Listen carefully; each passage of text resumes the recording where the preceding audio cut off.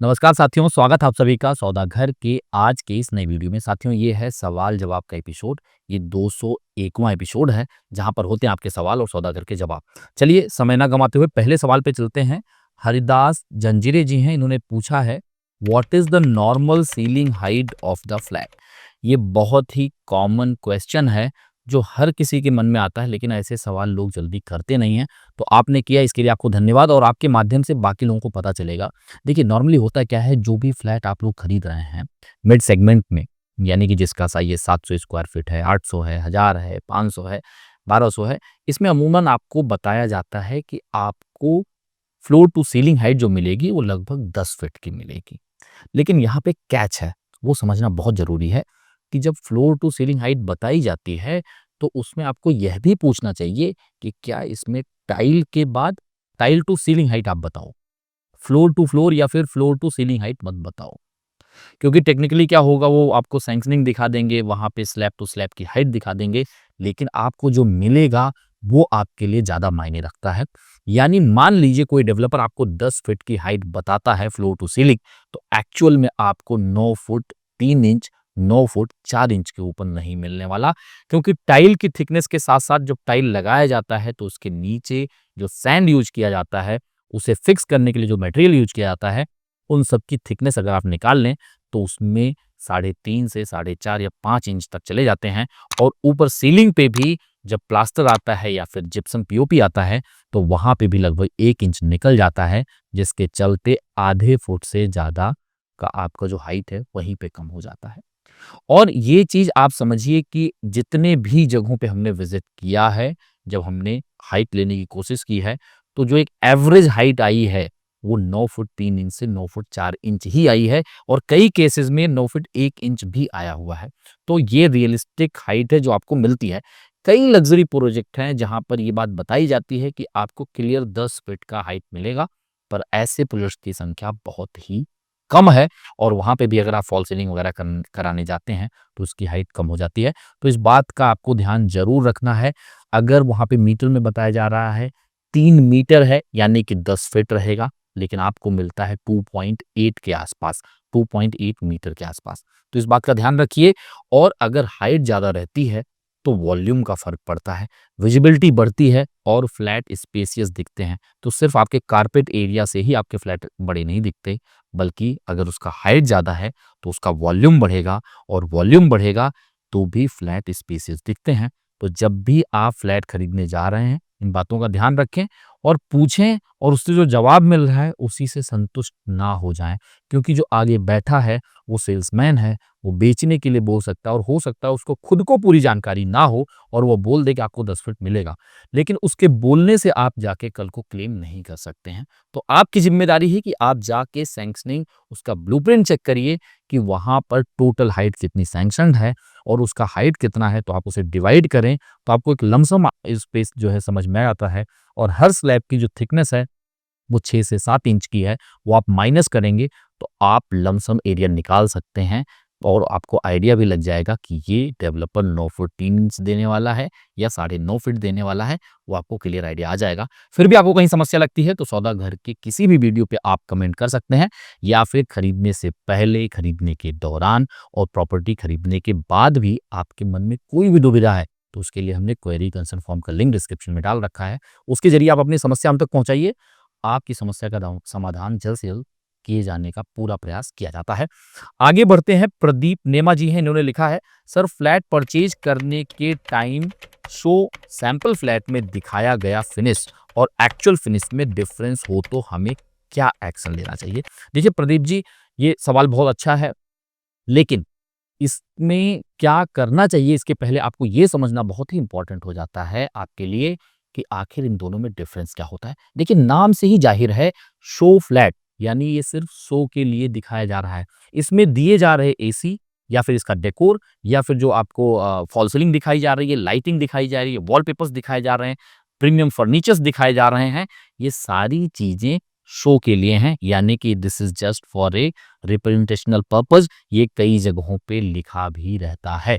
तो अगर आप शो फ्लैट देख के खरीद रहे हैं और आप ये सोच रहे हैं ऐसा ही कुछ क्वालिटी होगा, ऐसी ही कुछ हाइट होगी, तो आप गलती कर रहे हैं। अगर उसके इतर डेवलपर कुछ देता है तो आप कुछ क्लेम नहीं कर पाएँगे, क्योंकि उसने साफ-साफ उसे एज़ ए रिप्रेजेंटेशनल पर्पज़ के लिए दिखाया है। लेकिन हाँ, अगर सैंपल फ्लैट की बात हो रही है, तो सैंपल फ्लैट यानी कि एक्चुअल लाइव एक्सपीरियंस आपको दिया जा रहा है, जैसा आपको फ्लैट मिलने वाला है। इस केस में अगर आप उसका वीडियो रखते हैं, उसका कुछ फ़ोटोज़ आप साक्ष्य अपने पास, प्रूफ़ अपने पास रखते हैं, तो उसके बेस पे आप कल को क्लेम कर पाएँगे, क्योंकि वो सैंपल है। तो ये बेसिक डिफ़रेंस सैंपल और शो के बीच में आप समझने की कोशिश करें, क्योंकि ज़्यादातर डेवलपर्स आपको शो फ्लैट दिखाते हैं, जो कि देखने में काफ़ी अच्छा लगता है और उसके बेस पे लोगों का डिसीजन काफ़ी फ़ास्ट हो जाता है। जल्दी लोग खरीदते हैं और जब देखते हैं तो उनको काफ़ी इम्प्रेसिव लगता है, और कई बार बायर खुद कहते हैं, अगर इनका सैंपल फ्लैट ही अच्छा नहीं है, अगर इनका शो फ्लैट ही अच्छा नहीं है, तो ये एक्चुअल क्या ही अच्छा बनाएँगे। यानी नॉर्मल जो है, जब भी हम लोग विज़िट करते हैं किसी भी प्रॉपर्टी पे, तो शो फ्लैट और सैंपल फ्लैट को एक ही समझते हैं, और कई बार ये हमारी भी मंशा होती है कि बहुत अच्छा जो है फ्लैट वॉव फीलिंग वाला होना चाहिए, जिससे हमारे फैमिली मेंबर सबको अच्छा लगे। देखिए, खरीदते वक़्त अच्छा लगे ये ज़रूरी नहीं है, पर मिलते वक़्त क्या मिलेगा, ये आपके लिए ज़्यादा ज़रूरी है। और इसीलिए सौदागर आपको लगातार ये बात जो है याद दिलाता है कि आपके पॉकेट से निकला हुआ पैसा आपके द्वारा ही कमाया गया है, इसलिए आपको क्या मिलने वाला है इस पर फ़ोकस करिए, ना कि आपको क्या दिखाया जा रहा है। दिखाया जा रहा है अच्छी बात है, उससे आप एक आइडिया ले सकते हैं कि ऐसा आप इंटीरियर करा सकते हैं, लेकिन आपको क्या मिलेगा, इसकी ज़िम्मेदारी आपकी खुद की है, और उसमें कहीं भी सौदागर की मदद लगती है, तो आप उस मदद को ले सकते हैं। अब यहाँ पे ये समझिए कि अगर मान लीजिए आपको एक सैंपल फ्लैट दिखा के वैसा नहीं दिया जा रहा है, तो आप क्या कर सकते हैं, रेरा का सेक्शन 12 क्या कहता है, वो आपको समझना चाहिए। मैं आपको पढ़ के बता देता हूँ, आप लोग सामने स्क्रीन पे देख भी लीजिए। Where any advertisement or prospectus issued or published by promoter contains any false statement or include any statement which is misleading, the promoter shall be liable to pay compensation to the allotee if he has made any advance or deposit on the basis of such information। यानी कि यहाँ पे समझिए, अगर आपको कुछ गलत information दिया गया है, कुछ गलत दिखा के कुछ और बेच दिया गया है, तो उसके बेस पे आप कंप्लेन कर सकते हैं। और अगर ऐसी सिचुएशन आई है, तो सबसे पहले आप रिटन एक मेल करिए या फिर लेटर भेजिए डेवलपर को। अगर उसपे कोई पॉजिटिव रिस्पॉन्स नहीं आता है, तो फिर एक मेल भेजिए कि मैं इसके लिए महारेरा में कंप्लेन करने जा रहा हूँ। फिर भी कोई रिस्पॉन्स नहीं आता है, तो आप ऑनलाइन कंप्लेन के लिए आगे बढ़ सकते हैं, या फिर किसी लीगल एडवाइस को लेके आप कंप्लेन को आगे बढ़ा सकते हैं। आगे चलते हैं, विवेक कामड़े जी हैं, इन्होंने पूछा है, what is the meaning of infra charges, why are they levied by the government और बिल्डर्स।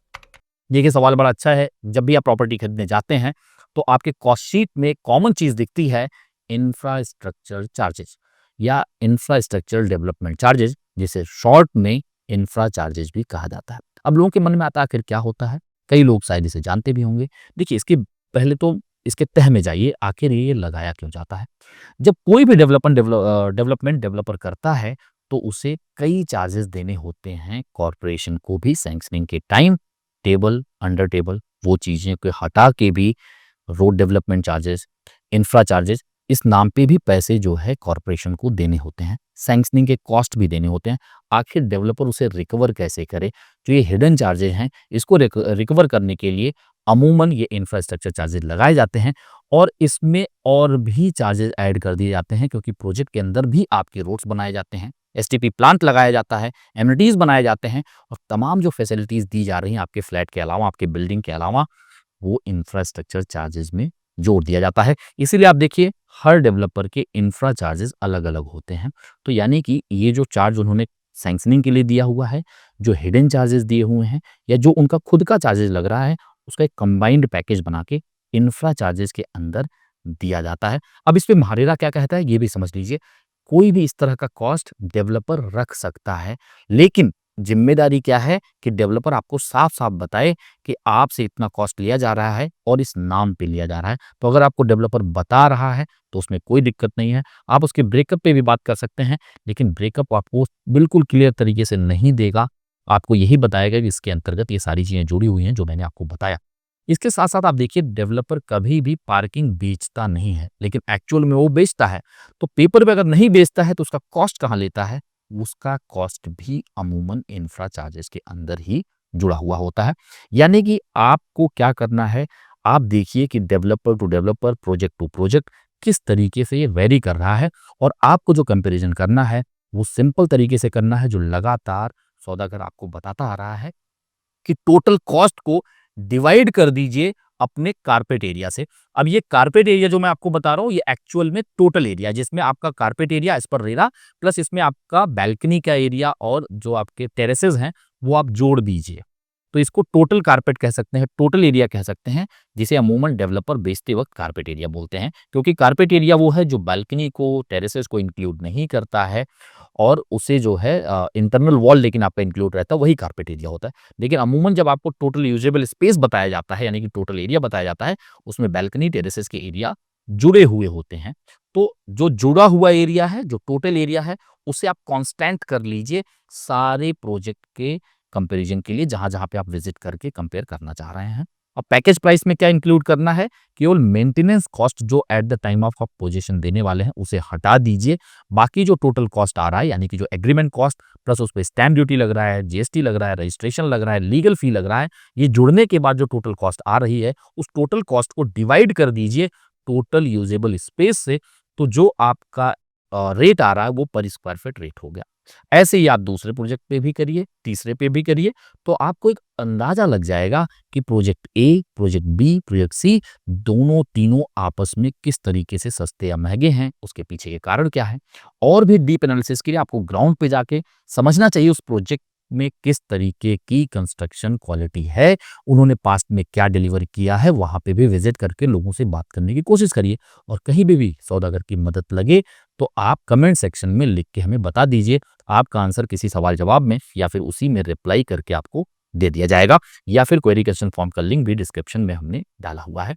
आगे चलते हैं, कौशल प्रसाद जी हैं, इन्होंने लिखा है please make a video on transfer of PMRDA to PMC benefit and challenges. देखिए जब पीएमआरडीए से यानी ग्राम पंचायत से कोई भी लोकेशन पीएमसी में आता है या पीसीएमसी में आता है, यानी कि कॉर्पोरेशन में ऐड किया जाता है, तो उसके आखिर फ़ायदे क्या होते हैं? अब ये सवाल इसलिए भी उठ रहा है क्योंकि जब से हिंजौड़ी को पीसीएमसी में मर्जर की बात चल रही है, तब से ये बातें और तूल पकड़ रही हैं, आखिर लोगों का क्या फ़ायदा होगा? देखिए, एक्चुअल फ़ायदे से ज़्यादा फ़ायदा ये होता है कि आपकी प्रॉपर्टी कॉर्पोरेशन में आ गई है, तो जिन्होंने खरीदा है, उनके लिए एक इमोशनल पुश मिल जाता है कि प्राइसेज़ बढ़ जाएँगे। डेवलपर के लिए भी एक पॉइंट मिल जाता है कि ये कॉर्पोरेशन में है, तो महँगे रेट में बेच पाते हैं। पर इसमें यूज़र के ऊपर लोड बढ़ता है, जो बायर है, उस पे लोड बढ़ता है, जो रेज़िडेंट्स हैं, वहाँ पे रह रहे हैं, उन पे लोड बढ़ता है। कैसे? जो आप प्रॉपर्टी टैक्स दे रहे होते हैं, क्योंकि पीएमआरडीए में ये पूरी तरीके से क्लियर नहीं था और प्रॉपर्टी टैक्स बहुत ही नॉमिनल था।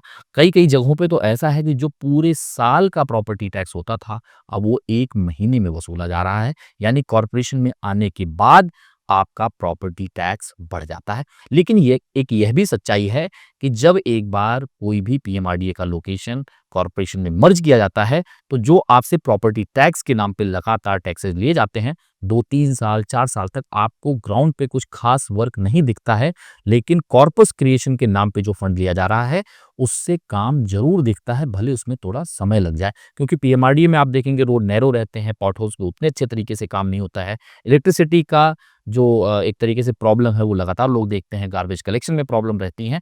ये सारी प्रॉब्लम कुछ हद तक रिज़ॉल्व ज़रूर हो जाती हैं, लेकिन मर्जर के तुरंत बाद नहीं, इसमें 2 से 3 साल लगते हैं। बाकी पीएमसी कैसी है, पीसीएमसी कैसी है, इसके बारे में पूरी जानकारी आप लोगों से बेहतर किसी के पास नहीं है, लेकिन इसका फ़ायदा लंबे अवधि में ज़रूर मिलता है। तो ये चीज़ मान के चलिए कि शुरू-शुरू में आपके पॉकेट पे इसका लोड बढ़ता है, एक सेंटीमेंट बनता है प्राइस हाइक के लिए, डेवलपर के लिए, और आपके ऊपर पॉकेट पे ज़ोर बढ़ जाता है अगर आप इमीडिएट इसमें कोई डिफरेंस आप जानना चाह रहे हैं तो। लेकिन लॉन्ग टर्म में आपको फैसिलिटीज़ मिलती हैं, यह भी है। और अभी जिस तरीके से पुणे में प्रॉब्लम्स हैं, पॉटहोल्स हैं, नैरो रोड्स हैं, तमाम जो है मिसिंग लिंक्स हैं, मिसिंग लिंक यानी कि रोड कंप्लीट नहीं हुए हैं, गार्बेज कलेक्शन प्रॉपर नहीं हो पा रहे हैं, चारों तरफ गंदगी दिखती हो, सौदागर ने तमाम ये वीडियोज़ आपको दिखाए हुए हैं। कहीं ब्रिज बन गया तो रोड नहीं, कहीं रोड है तो ब्रिज नहीं, ये सारी चीज़ें आप देखते हैं, तो लगातार सौदागर से जुड़े रहें। और आपके पास भी ऐसी कोई प्रॉब्लम है, ऐसी समस्या है, तो हमारे साथ शेयर ज़रूर करें। इसका लिंक आपको, व्हाट्सएप का लिंक भी हमने डिस्क्रिप्शन में डाल रखा है, जिससे आप अपनी बातें भी हम तक पहुँचा सकें, जिससे बाकी लोगों तक हम इन्फॉर्मेशन दे सकें, लोगों को भी पता चल सके। पर हाँ, ये चीज़ ज़रूर है कि जितना आप सजग रहेंगे, जितनी अपनी बातों को आप आगे पहुँचाएँगे, चाहे आप खुद अपने सोशल मीडिया से पहुँचाएँ, इस पे प्रेशर ज़रूर बनता है और आने वाले समय पे इसमें एक्शन होने के चांसेस भी बढ़ते हैं। तो उम्मीद करते हैं साथियों आप सभी को सौदागर का प्रयास पसंद आ रहा होगा। यदि पसंद आ रहा है तो वीडियो को लाइक शेयर करने के साथ-साथ अपने चैनल सौदागर को सब्सक्राइब करके बेल आइकन ज़रूर प्रेस कर लें। जल्द मिलेंगे एक नए वीडियो के साथ, एक नई इन्फॉर्मेशन के साथ। तब तक के लिए धन्यवाद। नमस्कार।